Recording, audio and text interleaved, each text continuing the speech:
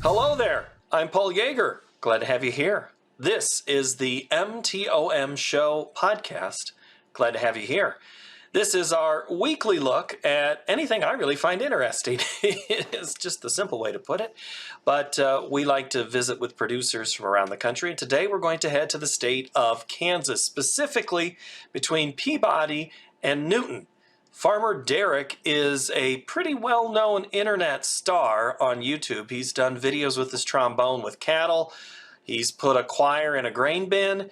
And he's also marched in the Kansas State Marching Band. So for any of you music folk, you're going to hear a little bit about what it was like to march at a couple of very large events, both the Alamo Bowl as well as the Fiesta. So some great stories coming up there. We're going to talk about value-added agriculture and how his videos have really kind of made a little difference in how he goes about his job. It's him and his three brothers.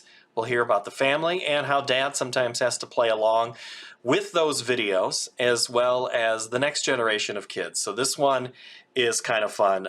We really get into some tangents, so forgive us, but I think you're going to like the way this one, because we're going to start talking about eagles and owls at the end of this, and that is the majority of our discussion. So enjoy, and if you do like what we have been doing, and we're getting the suspicion many of you are, because the numbers are saying that you have watched the discussion with the former ambassador to China, the former USDA chief, or Undersecretary Bill Northey. We've talked with Terry Branstad.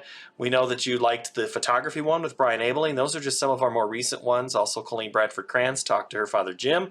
So those are some of the episodes we've had lately. So like, subscribe, and never miss out. Go back into the archives, find something that you're like, oh, I didn't know they did a topic on that one. But today, let's go to Kansas and talk with Derek Klingenberg, or as you know him online as Farmer Derek. All right, so right before we started rolling, Derek, you said I could talk forever. So that means there's going to be very few words not said between the two of us, because that's kind of what's said about me. What do you mean you can talk forever? Where'd that come from? Well, I like talking, and it's worse right now because of all this COVID stuff. And I just get tired of talking to my cattle, so I like talking to humans. Well, we'll get into the whole you talk to the cattle business. Let's just start. Where are you sitting? Looks like you might be sitting in a dining room. I'm just guessing by your backdrop, or the kitchen. Yeah, that's right. Where's that at? In my house, which is next to the farm. And you're in Kansas? I'm in Kansas, north of Wichita, west side of the Flint Hills. So home area, is this where you grew up? Yeah, and my grandpa started, he got this land when he married my grandma in the 30s, and we've been here since then. And he came from West Prussia. Oh, okay. When he was 9. When he was 9. And so the family's been there since then. Did he know a lot about farming when he came, or was that a new vocation? Yeah, his dad, I think, was a bricklayer, but they started working for farmers and then became a farmer. He'd call himself a rancher. Your granddad would call himself a rancher. Yeah. Why? Well, he likes cattle better. And I'd call myself a YouTuber, and he wouldn't have a clue what I was talking about if he was still here. Okay, so if you call yourself a YouTuber, that's one thing. But there is some farming in there, right? Somewhere? Yeah, we farm and ranch, but I get tired of sitting in the tractor. Oh, yeah, but the auto steer does all the work, doesn't it? So well, yeah. Yeah, more time for thinking. Sometimes it's bad. What's on the home farm? What crops do you have? Well, when I got out of college in 2001 from K-State, we were half wheat, half sorghum. And now we're a lot of corn, probably just over half corn, and then beans. Like, I would learn about corn in my ag class, and I'm like, I don't need to know this. Why the switch? Well, I don't know. I'm guessing it's hybrids.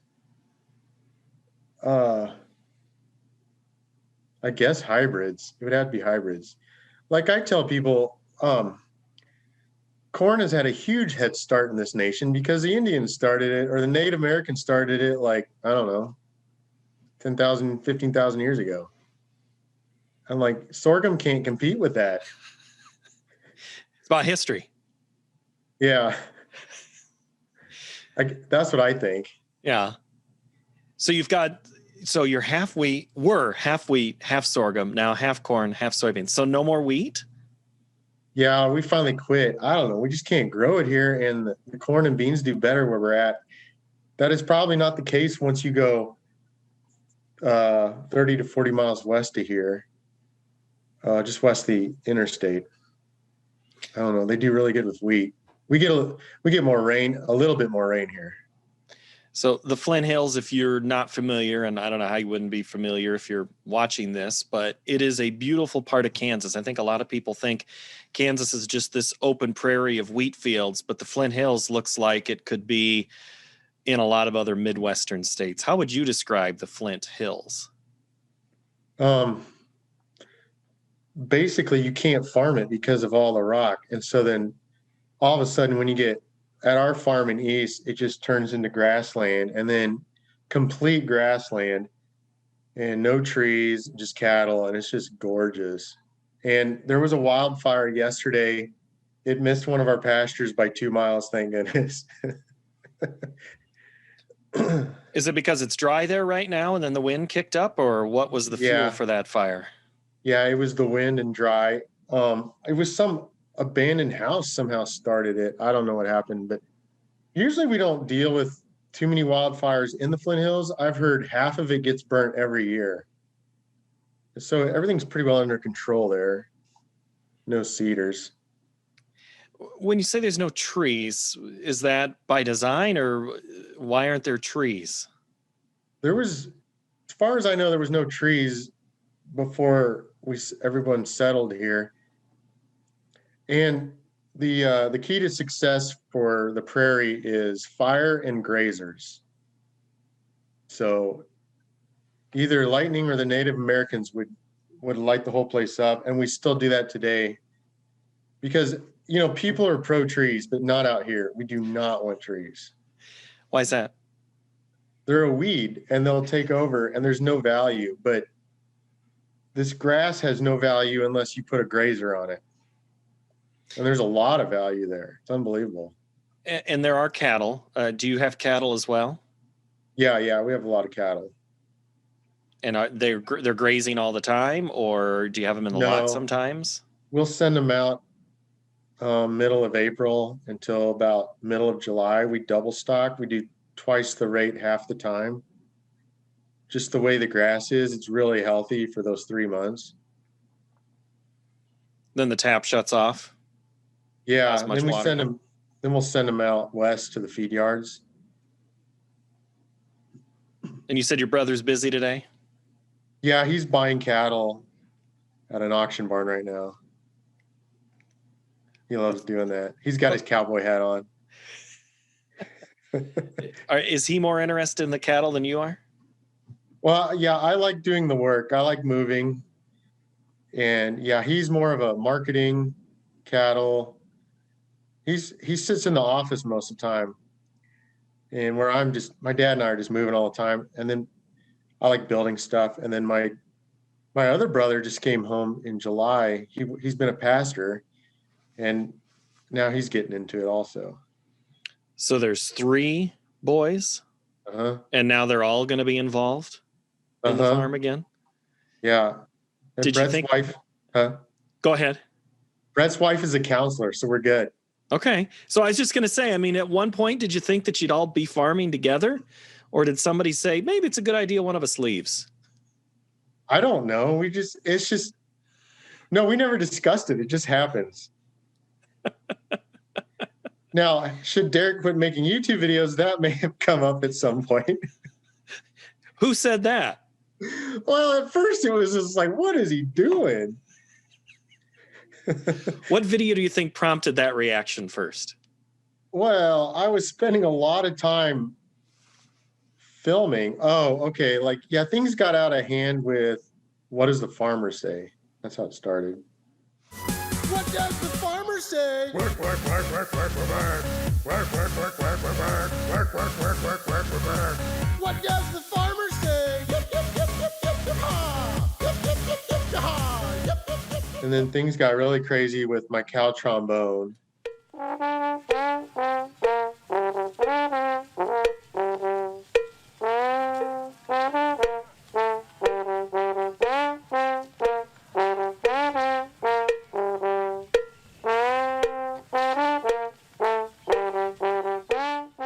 When did you start?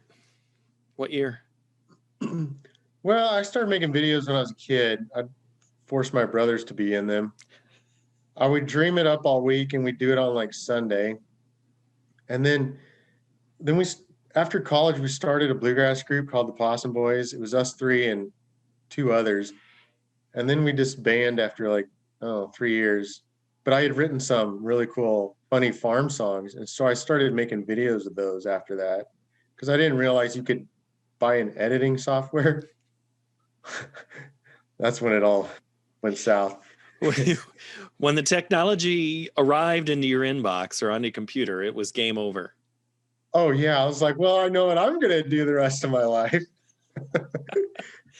You're rethinking that to maybe going into ag communications at K-State as opposed to whatever it is you went into. Yeah, I was ag economics minor in agronomy, but it's been fun. I just taught myself everything, and yeah, and then I started turning some heads and started doing some local work, and then I was tired of. I wanted to do whatever I wanted, and so I quit, and I was like, let's see what we can do on YouTube. So I went at it.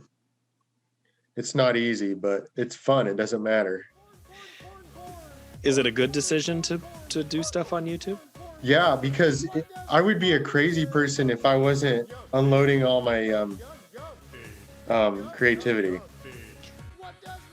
So, okay. All right. I get it. Because we're kind of the same here. I feel like that, yeah. So you're driving through the feedlot. Are you thinking about where to put a camera that would get a cool shot, and then you could pan and turn and say something to the camera, or a placement for a video? I mean, do you sit there and see things on the farm that way? Oh yeah. And I'd say most of it, I just go back what I was thinking about as a boy, and I just copy all that stuff. Like, I was always playing my trombone to the cattle. I'd march around all day, all the pins. Okay, there's a video. You're playing Old Town Road, Old Town Road, Mm-hmm. and new song, but you're telling me an old approach. Yeah. I mean, I already dreamt up all this stuff. I was so bored in school and stuff that I thought of all these things. So I'm just trying to get through it all. Do you have a book or anything that writes down the ideas, or do you use like the notes function on your phone? I have started using the notes, but it's mainly just in my head. I don't know. And if I don't do anything about it, I just move on to the next idea. So, okay, the shot for the Old Town Road, you just kind of walk out quietly, start playing, and all of a sudden the cattle come over the hill. Uh-huh. Are they used to responding to the horn? Yeah, this first started when I did the It's Royals by Lord. That was my first one. And yeah, we go out and cake the cattle and feed them a treat, and that helps us round them up. It's like the new way of rounding up cattle. It's way better. You're not forcing them. It's their decision. Yeah. We're all about choices here. Yeah. And so yeah, I told my brother I'm gonna go cube him. We'd use a siren, but I'll cube him and I'll use my trombone. And so yeah, that worked great. I actually ran, Temple Grandin, right? Yeah. I talked to her one time. I went to listen to her. I'm like, have you seen my video? She's like, yeah. I'm like, I was That's jacked. awesome. But she was like, that's a great idea, because usually if you drive in with your cake truck and you're wanting to work on the fence or something, the cattle just maul you. They just attack you. And this way you could walk into a field and they have no idea that, you're going to play trombone. You can do your work and play it. But whatever. Either way, she liked it. My life work is complete. That's awesome. The Temple Grant, and she probably would consider that a pretty humane way to round up animals. Oh Their yeah, stress for level sure. would be lower. Oh yeah, yeah. The stress is lower when we do take cattle and they just run right in. But yeah, it's more fun with the trombone. When did you start playing the trombone? 5th grade? Yeah, 5th grade. And then my mom's music teacher, and so she was always hounding us about practicing. And then I ended up going to K-State, playing in the marching band. I was in National FFA band. Yeah, all that fun stuff. So learning these new songs, are you printing music off the internet? You learning this by ear and just playing it back, or how are you picking up the music? Yeah, either I just do it by ear or I'm really rusty. My chops are gone, but I've been practice. I try to practice to stay up for videos, but I've found you can find music online now. It's pretty legit. So I've been doing that. I I actually finally figured out that you can actually just like get Kindle on your computer. This is like 2 weeks ago. I'm so behind sometimes, and I can just read it off my computer. That way the papers don't blow away or something. You just have to put your phone out like a bifocal stick out in front of you Yeah. when you go out for your next video. And if you have your back to the camera, they'll never know that you've got your music on the phone on the front of the trombone. That's true. I could hide it behind me because I try to do it memorized because, it's more natural. It's the lyre that holds the music, right? The three Yeah. thing that you hold, but I can't remember what the stand is. If it's all the lyre and then the flip book in front from marching, that's what I remember. Yeah. Yeah. I can't remember what you call all that. Okay. So if you graduated K-State in 01, K-State football late 90s was okay, right? It was epic. So I was there. I was in it my freshman, sophomore year. That was, 97. No, I don't know. It switches years. Basically, it was 97, 98. Is that right? It was Michael Bishop was there those 2 years. So did you travel with the band then to a couple of places? Yeah, like the Fiesta Bowl. And then we lost in the Alamo Bowl because we had mental issues to Drew Brees. And Purdue? Yeah, yeah. And I got on TV because I'm in the front row, trombone, and I'm always watching every camera in the whole stadium. Do you do that? I know where the cameras are at. I might look for them. Yes. Yeah. Yeah, I have no idea if we're winning or not, but I know what's going on. And I see the guy coming. I know he's coming right at me. He's just going to pan across. So I quit playing. I'm like, yeah. And everyone saw me at home. Was that a good thing? Oh, yeah. That was a good thing. It sounds like the guys in Greece, when the cameras come to the dance and they're watching at the malt shop, and there's so-and-so and there's so-and-so, and then the kids are waving. That's what it sounds like. You were trying to make everybody proud back home. Oh yeah, that's me. I want to make sure everybody knows where I'm at. Okay, a little peek behind the curtain then of Market to Market. So Peter Tubbs, one of our producers who usually listens to this podcast. So Peter, this is you, little mention. He was in the marching band at Iowa State. And so I always hear about marching band stories. We talk about football, and he still plays sometimes in the Iowa State pep band, alumni pep band, and he'll play at a basketball game or something. But, we've talked about Iowa State because, like Iowa State, Kansas State had some pretty lean years in football. And there's an old story one year when the Iowa State band, and I don't believe Peter was in the band, and he'll correct me if I'm wrong. They were coming back from Columbia when Mizzou was still in the Big Eight. And the music bus left ahead of the football bus, and it's driving back north up to Ames. The football bus with the players who had not a good game, again, were coming up behind, and they passed the bus. Written in the windows of the bus says, Iowa State, a music school with a football problem. Oh my. You guys never did that, did you? Well, no, if you were good at that point with Michael Bishop years. we were really good.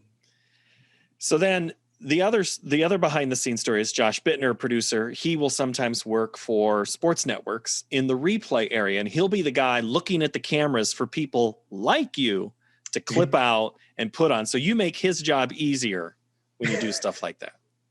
I don't know. I think he turned the camera off pretty quick on me. So you're playing the trombone. You played it around the farm. I mean, so practicing wasn't a problem for you. At what point did you decide to mix the trombone and the videos? I mean, were they peanut butter and chocolate together the whole time, or when did you marry the two, and what made you think to put the two together? I don't know. I just think about what I like, what I'm good at. Let's just use that. I don't know. I played for the Cows. I thought it was awesome. And I was like, nobody's going to watch this. So I just put it up really quick, didn't really look at it. And then that exploded. I mentioned I'd been to Assaria, Kansas, which is about an hour from you? Uh-huh. That's the Peterson brothers. They got to be well known on YouTube for making videos. Who was first? You guys, them, or you? Theirs went viral first, but I'm pretty sure Greg told me he watched my Bumblebees in the Hay early before that, as they were kids or whatever. And I don't know if that inspired him at all, but he had the idea of doing a parody of pop songs, you know. I think that's right. If I'm wrong, Greg, I apologize. You're aware of each other. Yeah, we talked. He texted me the other day. He's like, "You guys buying cattle in Salina? I saw your name on a folder." I'm like, "You creeper." Yeah. Is that a competitor? Are they a competitor of yours? No, I don't think so. I mean, we're all kind of competing to make the consumers happy / I'm just having a good time running a camera. So you guys think you're good for agriculture? Oh yeah. I think if people can watch, I show my family, he shows theirs. They're really nice. And that's good. It's good for people to see that we're just families out here. We eat the same food they do. Ours is better though. As in your food is better? Straight out of the pen. Oh, sounds like you two could have a YouTube video off or something. Oh, we should. So video isn't your only thing though. Okay, before we get out of the video segment, what's been your favorite one to put together? Probably that grain bin one where we're singing in there. Have you ever sang in a grain bin before? I have not sung in a grain bin. Nope. Never. No. Yes. Really? Yeah. How'd that come about? Well, we built this brand new grain bin, and then, I thought I need to do something in there, but the reverb is just insane. Like it echoes for 10 full seconds.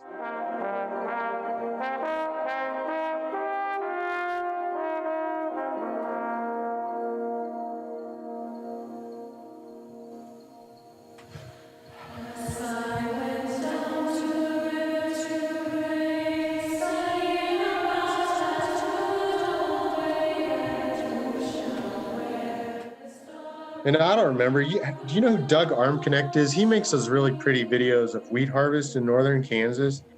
Went to college with him, and then they came over to see me, and his wife's like, "You got to do something in the grain bin." I'm like, "Yeah, I know, but I don't know what." And then I don't know. I think, I was like, so there's a local college, and I know a lot of people in it, and I know the director, and he's nuts. And I was like, if there's one person I could ask that would say yes, it would be him. So I asked him, he's like, "Yeah, we'll come out." Most people are like, "Nah, I don't think so." And so, and his name's Bill Esch. And so, yeah, it was really hot out. It was August, and we're chopping silage. And luckily, a cold front came through that night, killed the wind. It wasn't too hot in the grain bin. And my dad shut down the harvest. We hired someone to chop our corn silage. He shut him down. We're like, "We're going to make a video." So then I had them come in there, and I wouldn't let any of the bus drivers or anybody in there. I just wanted a choir all dressed up really pretty and me. And so we did it, and I would screw up sometimes at the beginning. And we'd have to wait 10 seconds for that note to go away. And then I'd come in and do it again, and we'd wait. But we pulled it off. And then after that, I invited all the bus drivers, all the other staff in, and we gave them a full concert. Oh, it was just unbelievable. I have goosebumps right now. Like, you just don't even know. Your videos unite people. Yeah, it's a lot of fun. And plus, any excuse to have like people come over to my farm so I can talk to them. Do you ever get asked to go to someone else's farm and do a video, or someone will email you, hey, come do a video at my place? Or No, I don't think so. I get asked to go like talk to schools and stuff. I recently read two Dr. Seuss stories to during lunch at a grade school. Man, that was awesome. Like, I just use funny voices and I argue with them about Greenwich spinach, and I like kids. I can just you have be kids of your myself. own? Yeah, 3 girls, 12, 10, and 8. Okay, that's major YouTube video watching. Do they watch your own videos? Yeah, I never get around to showing them, but now they've been getting on more. We play a lot. We don't get on too much. Well, this is leading to your next thing, but now that I have the live cam on, I have to keep my computer on, and I'll explain later why. And so now they just go over because it's on. And then they find my videos. Dad, I didn't know you made this one. Are they embarrassed? I don't know. Like, it's embarrassing because they watch them at school. Then I go over there and they're like, ah. I'm like, and I do enjoy harassing my girls. So far it's working out pretty good. Well, my kids are, I have my oldest is a little older than your oldest. So I've got 14 and 11, and they both like YouTube a lot. And the 11-year-old especially a lot. And they don't usually stumble across too much of stuff I've done, but I'm not making videos like you are. I'm just doing other things. So I embarrass them enough. But at some point they're going to realize that's been pretty cool, what you've been doing. Yeah, it's completely normal at this point. Yeah. So the video side, let's move over to what you do have on the other computer. Recently, the Wichita Eagle newspaper had a story about you and an Eagle cam, and we've had them in Iowa, but what made you prompt to start one at your place? Well, I would see maybe 2 eagles every January or February my whole life. And then last year I was seeing them everywhere. And then suddenly my dad noticed that they built a nest next to our farm. And so we've all been watching because they're so beautiful, and they're just not as common as up where you're at. And then they left 1st of April. And, I have this thought. I mean, I could easily shoot Wi-Fi, direct line of sight to this tree. It's just in the back of my mind. But, I get these crazy ideas, and you're like, do I really want to go through this? So I was talking to my neighbor keeps track of the eagles in the area, and he thought they would return. And sure enough, in November they returned, and I hadn't hooked anything up in the tree yet. And I don't want to disturb them. But I was watching them, and they're building the nest more, and I realized that they don't sleep there at night. I didn't know that. And so that means that I can work at night in the tree. And I would follow them and see where they were going. And it took 8 tries. It was not easy. And I figured out where a whole bunch of them were roosting. So anyways, I would work at night, and eventually I decided, I built a really long ladder. That was a bad idea. And then my buddy, Kyle Funk, is an electrician, and he's like, dude, you need a bucket truck. And so he's like, come get it. So I just grabbed it. I went up there, and my other buddy Kyle, he's a camera guy, works for John Deere, and he knows a lot about it. And so we went and hooked the camera up, and then for about 2 weeks, I didn't go live. I was just practicing with the camera, making sure everything was working, and I was just watching. And one night, sure enough, the Eagles spent the night. And at 11 o'clock that night, okay, before that, I had started to notice an owl would show up every now and then. But that night at 11 o'clock, an owl comes in from behind and just knocks the male off the nest. I'm just like, what is going on? And those eagles did not spend the night again. And then the owls were becoming more prevalent at night. And then I went live on the live cam, and then this chat community showed up, and they chat about what's going on. And I've noticed there's a lot of live cams around, and a lot of the comments, the chats are turned off. And so a lot of them came to gather at my nest. This is how I think of it. They came to my nest to talk about all these other live cams and mine. And they know a lot of stuff because they're watching these things all the time. And they were getting very concerned. And it had been decided that the owls are going to try to hijack this nest. I'm like, no, this is an eagle nest. We can't do this. But it's weird. Like, people will come with, sometimes they're not correct when they come to the chat, to my nest to chat. But eventually, the truth comes out. We talk about it. It's so weird. This is like a whole nother topic. So anyways, I was aware that there was a good chance I needed to be ready in case they did hijack it. So sure enough, I'd get up all night. Well, I would wake up all the time anyways, and I would watch, and sure enough, she sat there all night. And so I watched in the morning, and the sun came up, and she's still there. She had laid an egg, the owl did. And so I ran out there, and I set up another camera to film what was going on out there. And I waited, and my eagles' names are Willie and Marie, named after my grandparents. And they came and sat on what I call the eagle tree. It's a different tree. And so they sat there, and then they went to go eat fish for breakfast off about a mile away. I didn't even look in the nest. And so I went back in the shop. It was cold, and I was working on our combines, and I kept my laptop right in front of my face the whole time of Bonnie sitting on the nest.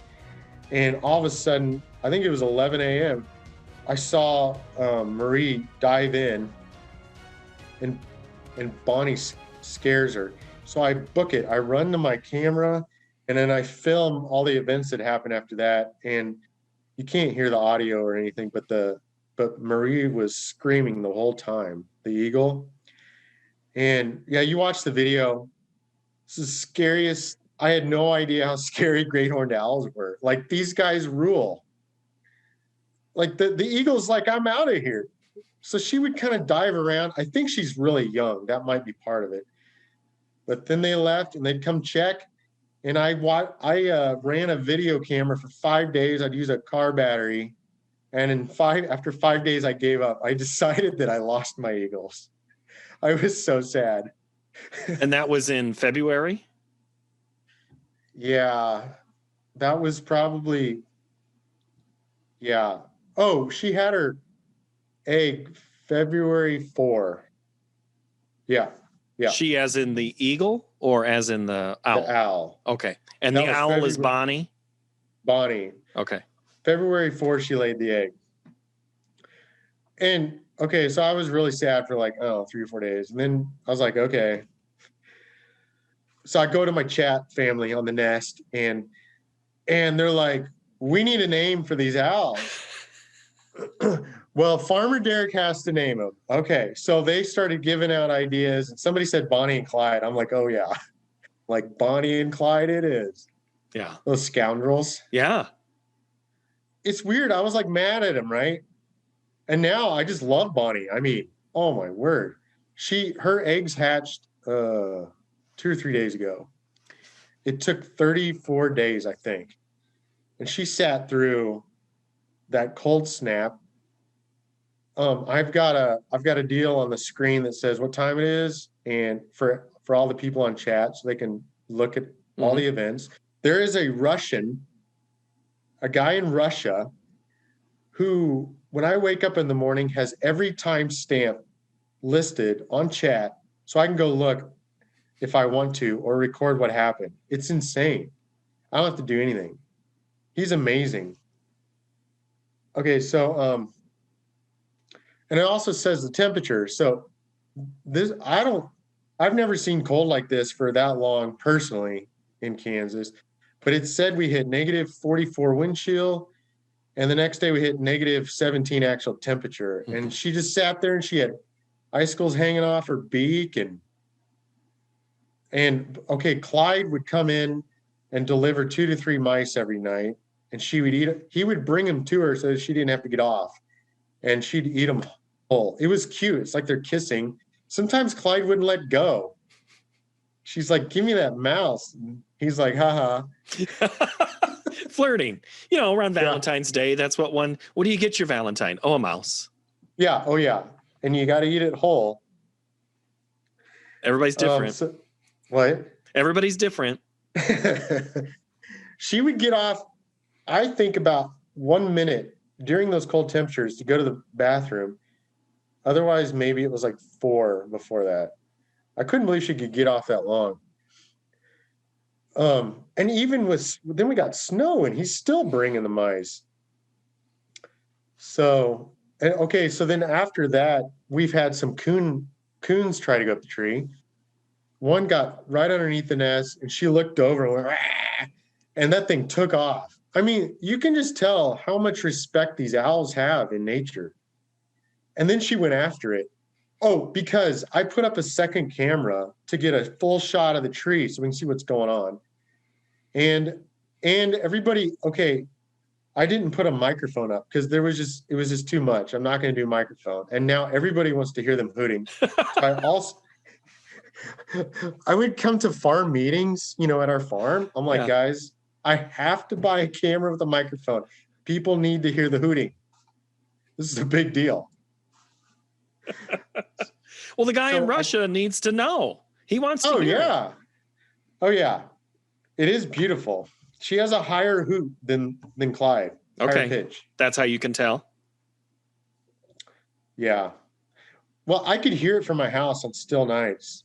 And I knew that. I didn't tell them because people want to find that out, Do you think it's, I won't say weird, but do you think it's very intriguing that people are so wrapped up into something that you have in your backyard? I don't know. I'm completely addicted. My wife's actually addicted. My kids are. I don't know. We just want to see what happens next. But I think they're older people that are on there a lot. And, it's an adventure that they can have that they couldn't have otherwise. It's truly reality TV. Oh, it is. Can I tell you some more crazy stuff that's happened? Yeah. So I've got this broad shot of the tree now, and night vision is everywhere. Okay, that is cool. I've been messing with that. And then 2 days later, a coon's halfway up the tree. She dive bombs straight up the tree and just nails that sucker. And then she went after it. Okay. And then, so one thing I've had to hook up the microphone right underneath the tree. That's where all my stuff is. And I'm scared, right? Because I'm not scared of anything. Suddenly I'm scared. But when you think about it, I'm trudging through the woods, daylight, dark, all the time. I've never had a problem. And so I would watch her on my phone as I'm working, and I can get it in real time because I'm hooked up to my network. And she knows I'm there, but she's not giving me the same look she gave those coons or the eagles. I think I would go on a 4-wheeler. She knows that sound. I think she's familiar with humans. I could be making this up. I don't know. But I'm sure. Ask Temple Grandin. She might know. You're friends. Oh, yeah. I should call her up. But, the other thing is nobody on chat ever noticed that I was there. They notice reactions that she has. They can tell if something's flying by, and they're right because I've been there, and nobody noticed I was there. Okay, you want to hear what happened last night? Yes. She brought in a hawk. Somebody killed the hawk. I'm guessing it was Clyde, and she carried it in and sat it right down in the nest. Go look. I put it on my Instagram, a little clip. Okay.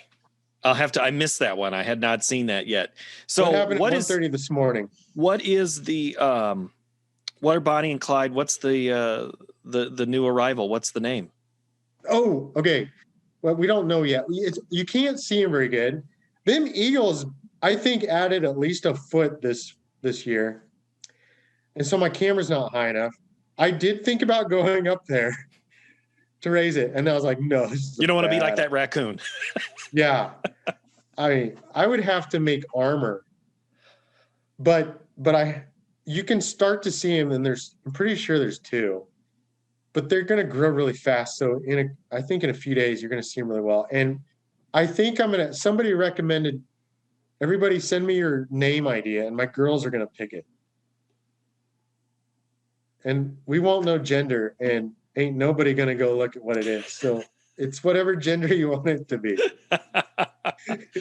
Well, I know one of our former producers, Chris Gorley, he had done a story about the Eagle Cam in Decorah, Iowa a few years ago. And he had told a lot of the same things about how people would notate certain things. And then you started finding out it was on the news here, and people are like, oh yeah, I sit and watch that thing all day. And you go into their office and they'd have the Eagle Cam up, and they were sitting there watching it, and they were just fascinated. I mean, once you get hooked on something like that, you absolutely love everything about it. Yeah. And my camera's unbelievable. I went all out, and it's just clear. Okay, the reason I can't turn my computer off anymore is because people were getting mad at where I had the camera zoomed in and out. Did not agree, and I couldn't do it all the time. And so I called up my cousin in San Diego. If you watch my videos, he writes code. We've done some crazy stuff with people driving like I had Millennial Farmer and Nick Welker drive my tractor from their houses, and they raced it. So I asked Ivan to make it so you can type in zoom in on chat, and the camera will zoom in a little bit. And it took him 2 days. He had no idea how to do it, and he got it in 2 days. That's awesome. And so I got to keep it all pulled up and running on my computer, so I can't shut it off. And some reason my computer locks up in 24 hours, and it shuts it off.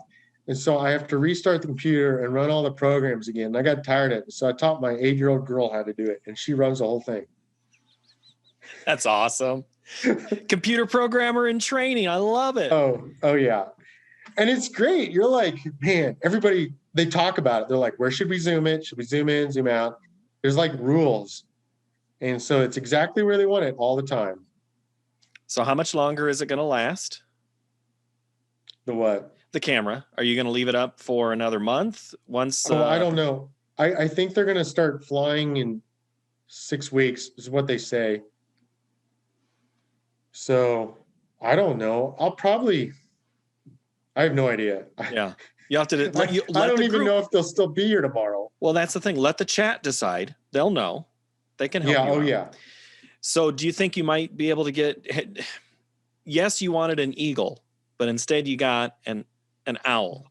Are you disappointed in how it turned out?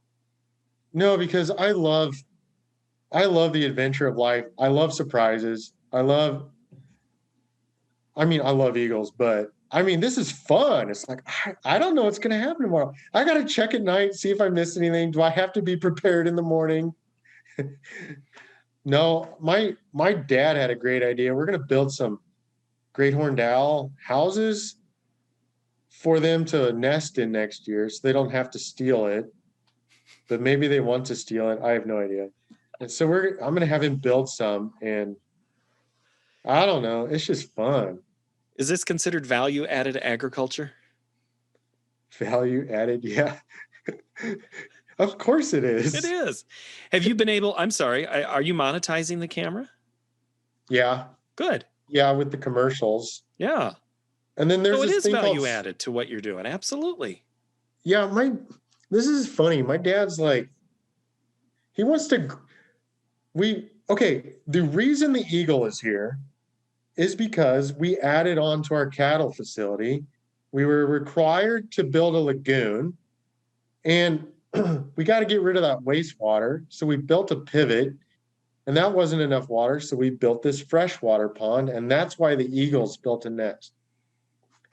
So cattle industry created the eagles. I think it's so cool. And now there was springs, and so the thing leaks, and the whole thing's a wetland. And my dad's like always like, we got to drain the wetland so we can like bale it. I mean, it's a whopping 5 to 10 acres. And now he's like, no, we just got to leave it. We got to have eagles and stuff like that.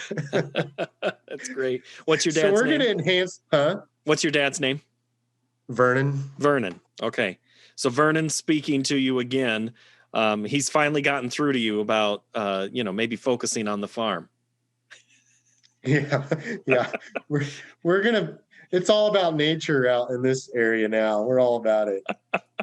But just think, those trees that you call weeds have been a boom for your eagle and barn business or owl business. That's true. You got me. All right, Derek, we could talk for a long, long time, but I'm going to let you get back to it. I'm just getting warmed up. I know. That's awesome. We will probably have to do this again. I love it. There are certain people that we have found on this podcast that have become popular, and they want me to talk to them more. So I think we'll have to do it again. Derek, thank you so much. Yeah, thank you, Paul. Hope you enjoyed that discussion. Again, liking and subscribing and sharing and telling your friends to know that, hey, I listened to that too. I thought that was kind of fun. Thank you again for all your continued support. I'm Paul Yeager. Have yourselves a good time. We'll see you next week.